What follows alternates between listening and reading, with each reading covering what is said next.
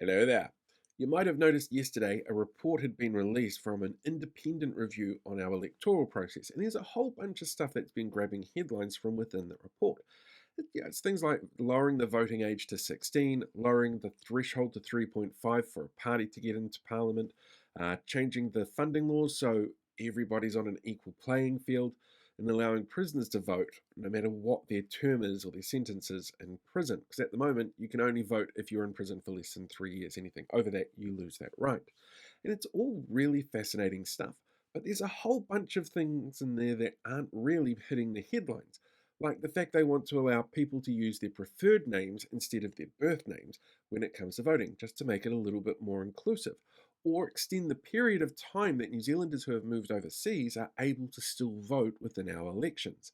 They also want to change the amount of time you have to be in the country as a migrant before you're allowed to vote. At the moment, if you are a permanent resident who's been here for more than a year, you can vote. They want to extend it out to an electoral cycle, so 3 or 4 years, depending on whether or not we have a referendum to extend that to 4 years, so you can climatize yourself to what's going on around the election and politics and how that affects you. And there's pretty widespread changes that they're recommending in that particular case.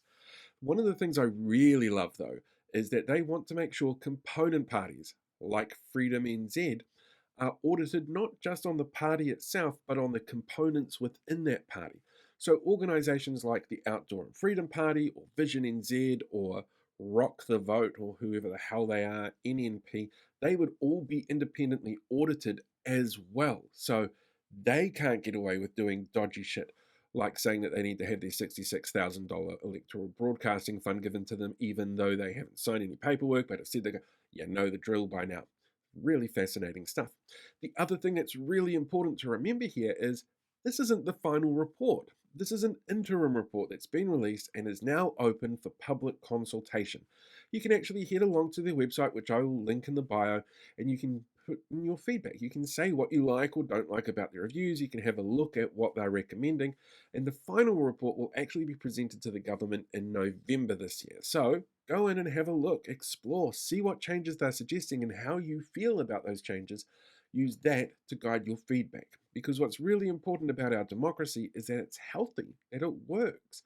One of the interesting things that might change with this, for example, is we lose the ability to count by hand the ballots that come out. One of the recommendations is actually let's bring in voting machines. How do you feel about that?